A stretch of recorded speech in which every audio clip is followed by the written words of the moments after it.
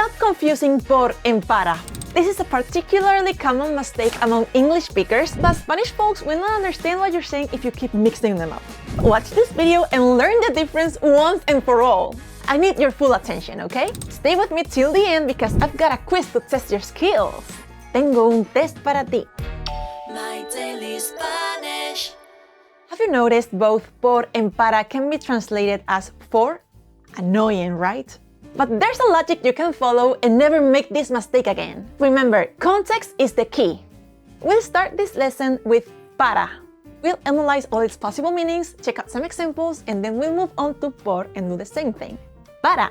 We use para mainly to talk about purposes, propósitos, or destinations, destinos. Let's think about this for a second. Both purposes and destinations are associated with something that moves forward.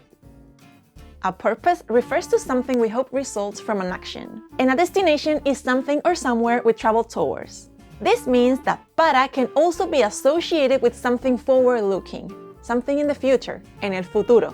So, more specifically, para is used for recipients, destinatarios, purposes, propósitos, deadlines or due dates, fechas límites, and destinations, destinos.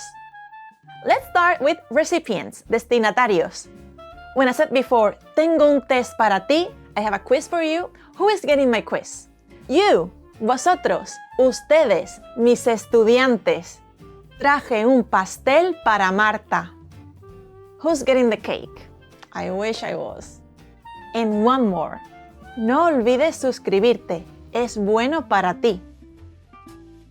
Es bueno para ti. It's good for you. Now, the second use, purposes, propósitos. This one is a little bit trickier, because in English, when we find ourselves in front of an infinitive, infinitivo, we just say to when sometimes we mean to say in order to. We can find purpose in an action. For example, estoy lavando el coche para ir a dar una vuelta. Para ir, to go. Carla y Sabrina estudian juntas para aprobar el examen. Para aprobar, to pass. We can also find purpose for objects. When we want to talk about what the objects were made for, what purpose they serve. Es un buen libro para aprender español. Para aprender, to learn, or for learning. Es una máquina para hacer queso. It's a machine for making cheese. Yum! Easy, right? Now let's spice it up with a question. ¿Para qué estás viendo este video? What are you watching this video for? Para aprender a hablar mejor español. See what we did there?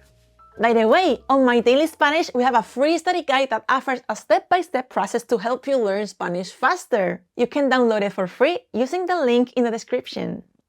But wait, we're almost done with this lesson. Just 2 more uses of para. The third use for para is due dates or deadlines, fechas límites. Let's see some examples. Necesito terminar este video para mañana. Para mañana, by tomorrow. Again, this goes with that forward-looking idea. When will something be done by? When should something be done by in the future? ¿Entiendes? Get it? Me pondré este vestido para el cumpleaños de mi hermana, for my sister's birthday. Here, para indicates purpose. The dress is specifically for the occasion of the birthday. Not difficult, right? Just one left. Our last specific use for para is destinations, destinos. As in, anoche Pedro salió para Italia, for Italy. Lucky Pedro. And because you're crushing it, here's a trickier one. Estoy saliendo para allá. I am going there. Wait, where's the for in English? The literal translation would be I am leaving for there. Para allá, for there. In this case, para shows the destination, there, allá, even though it doesn't translate directly to for in English. Now you know. And that's it for para. Did you understand all of its uses? Can you come up with new examples? Or phrases you're not sure about? Hazme saber en los comentarios. Let me know in the comments. Let's move on with the lesson. It's time for por. And after that, the quiz. So put your attention goggles on and stay focused because I need to make sure you learn this lesson and stop mistaking these two words. The general use of por is a cause or reason, causa o razón. In contrast with para, por doesn't have a forward-looking motion, but instead is associated with a backwards-looking motion. Para, por, para, por, para, por. This makes sense because if you want to see why something happens, you need to look back into the past to see what other actions led to your current state.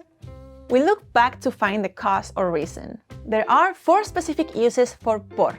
First, cause or reason, causa o razón. Second, passive voice, voz pasiva. Third, to talk about an exchange, intercambio. 4, to talk about a duration of time, duración de tiempo. Come on, this will be fast. First use of por, causa o razón, cause or reason. No fuimos al parque por la lluvia, debido a la lluvia, because of the rain. Por and debido a are interchangeable. Las tiendas cerraron temprano por la tormenta, debido a la tormenta, because of the rain. Clear, right? Now, the second use, la voz pasiva, the passive voice. We use it when we want to emphasize the action over the subject. For example, el libro fue escrito por Victoria, by Victoria. El ladrón fue detenido por la policía, by the police. Only 2 more uses left. Let's talk about the use of por in an exchange, intercambio. Puedes comprar el libro de Victoria por 10 euros. For 10 euros. Te cambio mi almuerzo por tu móvil. I trade my lunch for your cell phone. Terrible deal, if you ask me. Before we learn the last use of por, I want to tell you about a couple of expressions that use por and have a specific meaning, quickly. For example, por lo menos, which means at least. As in when I ask you to watch at least one more video after this one. Mira por lo menos un video más después de este. Another common phrases are por otro lado, on the other hand. Please don't say por otra mano, it will sound silly. We also use por fin, at last, as in por fin pude ir a la piscina, por fin, at last. Por eso, that's why, therefore, as in estoy enferma, por eso no iré al trabajo hoy. Por eso, that's why. And our last use of por refers to a duration of time, duración de tiempo. Kind of like with the exchange, we put por in front of an amount. In this case, of time, interchangeable with durante. Example, el Imperio Azteca gobernó su territorio por 2 siglos, durante 2 siglos, for 2 centuries. Let's have a quick recap to help you nail the quiz. We use para for recipients, purposes, deadlines, and destinations, a forward motion. And por for talking about cause or reason, passive voice, exchange, and duration of time. Isn't it so much clearer now?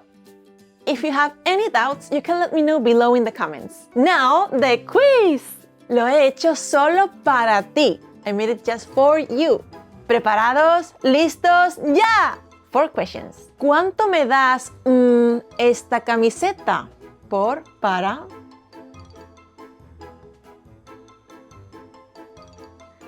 Por. ¿Cuánto me das por esta camiseta? Segunda pregunta. En Navidad, Santa Claus trae regalos los niños. Por, para. Para.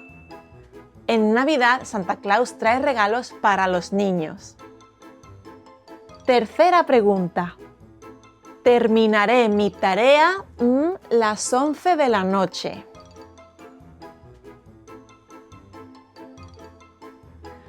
Para. Terminaré mi tarea para las 11 de la noche. La última pregunta. He estudiado español más de un año.